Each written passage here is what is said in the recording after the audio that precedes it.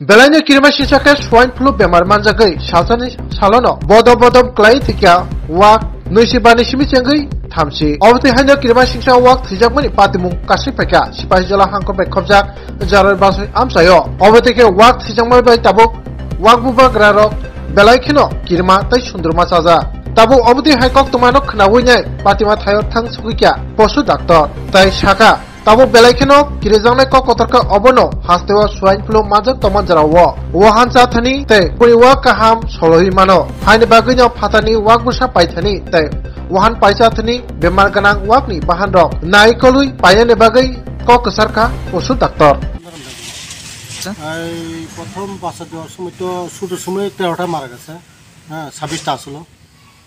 পরবর্তী সময়ে আমি ওই বিচ্ছন্নমন থেকেও আনা হয়েছে আর গ্রাম থেকেও কয়েকটা কালেকশন করছি।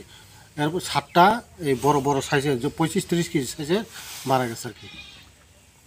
অনুমানে ধরো 80-90 হাজার টাকার মানে ক্ষতি হয়েছে আর কি।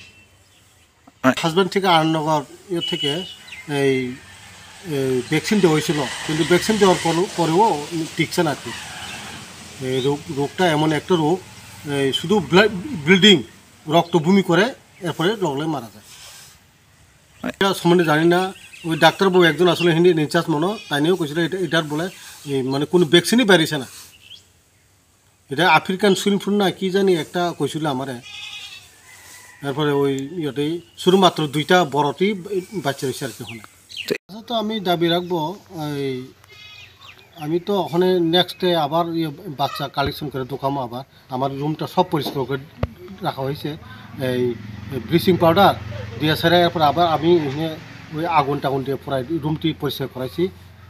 নেক্সট ডে এই সরকার কাছে দাবি থাকবো, কারণ আমরা যদি একটু হেল্প করে আমরাও মানে গ্রামের যে অর্থনৈতিক ব্যবস্থা যেমন ভালো হয়, হ্যাঁ গভর্নমেন্টের ভালো আমরাও ভালো, যদি তারা সাহায্য করলে তো আমরা অনেক উপকার পাবো এই আর কি, এই আশা রাখি আর কি।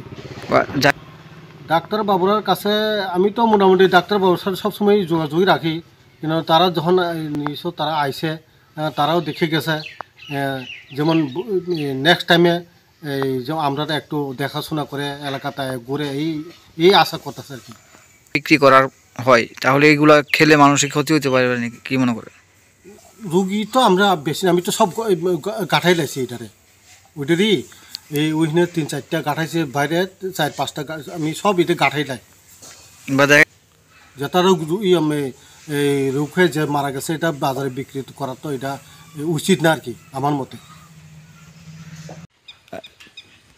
15 বছর, 12টার মতো বাচ্চা, 10-12 কেজি করে ওজন আর কি। করা হয়েছে, করার পরেও মারা গেছে,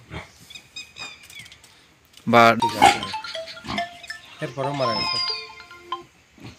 একটা সোয়াইন ফ্লু একটা রোগ, এই রোগটা সোয়াইন ফিভার যে একটা রোগ, এটা কি মনে হচ্ছে এই রোগটা কি হতে পারে? কি এটা কি রোগ আমরা তো জানি না, তো এটা তো আমরা তো আর বুঝি না। অ্যাকচুয়ালি ডাক্তারের পরামর্শ নিয়ে আমি তাদের এখানে চিকিৎসা করানো হইতেছে।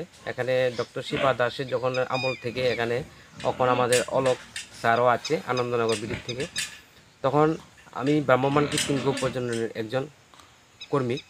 এখানে জারুলবাসায় বিরাট বড় একটা এরিয়া, বাইরের থেকে যখন শুকরগুলা আনা হয় তখন কিছু কিছু লোকে বাইরের থেকে শুকর, যেমন শিয়ালদার ট্রেন দিয়ে শিয়ালদার থেকে বা গুয়াহাটি থেকে বিভিন্ন জায়গা থেকে যখন শুকরগুলি আনা হয় আমাদের ত্রিপুরাতে, দেখা যাচ্ছে ডিজিজ নিয়ে আসছে, বিভিন্ন রকমের রোগ নিয়ে আসছে। এইগুলা বিভিন্ন আগরতলা শহরে বিভিন্ন জায়গাতে সাপ্লাই করা হচ্ছে। এখন দেখা যাচ্ছে রোগ আছে এগুলার, এই রোগগুলা কিছু কিছু ফার্মাররা আছে এখান থেকে কালেকশন করে, বাচ্চা কালেকশন করে বিভিন্ন জায়গাতে নিয়ে আসে। এমনও লোক আছে জারুলবাজায় কিছু কিছু কালেকশন করে নিয়ে আসে, ওইগুলাতে রোগ আছে। তো ওরা বুঝতে পারে না যে সোয়াইন ফিভার কী জিনিস, এরা বুঝতে পারছে না। একজন ওই ট্রেন দিয়ে যখন নিয়ে আসে বাচ্চাটা যখন জারুলবাসার যে কোনো একজন ব্যক্তি নিয়ে আসে বাড়িতে, তখন ওই ডিজিজগুলা শুকরটা যখন নিয়ে আসে ওই বিভিন্ন রকমের ফার্মে ওই সোয়াইন ফিভার যে রোগটা, ওই রোগটার কারণে একটা শুকরের কারণে আরও অন্যান্য শুকরের এই সমস্যাটা সৃষ্টি হয়ে যায়। তখন ডাক্তারও এসেও সেই এটাকে সমস্যার সমাধান করার সুবিধা করার খুবই কঠিন হয়ে দাঁড়াচ্ছে। কারণ আমরা যেহেতু ফিল্ডে আছি, প্রথমে আমরা একটু আমাদের নজরে পড়ে, তারপর ডাক্তারবাবু স্যারের সঙ্গে কথা বলে, স্যার এই রোগটা এরকম হয়েছে যে সোয়াইন ফিভার হয়েছে, বেগুনি কালার হয়ে যাবে, বেগুনি কালার হয়ে যাওয়ার পরে কোনো অ্যান্টিবায়োটিক, কোনো বিভিন্ন রকমের ইঞ্জেকশন দিয়ে তারপরও এটা সমস্যার সমাধান করা যায় না। তখন ফার্মারের বিভিন্ন রকমের আর্থিক ঘাটতি হয়ে যায়। তখন যদি বাইরের থেকে যে শুকরগুলো আনছে ওইগুলা যদি বদ্ধ করা যায়, তাহলে আমাদের যে ত্রিপুরাতে ফার্মারগুলো আছে, তাহলে ওই রোগটা আর সৃষ্টি হবে না। হয়েছে তাদের জন্য সরকার কোনো কি ব্যবস্থা গ্রহণ করেছে এখন পর্যন্ত? আপনাদের কাছে কি খবর আছে? এরকম কোনো তথ্য আমাদের কাছে নেই, কিন্তু পশু হাসপাতাল থেকে বিভিন্ন রকমের সুযোগ সুবিধা ওরা পাচ্ছে। যখন আমাদেরকে কল করে যে আসার জন্য, তুরন্ত আমরা আসার জন্য চেষ্টা করি।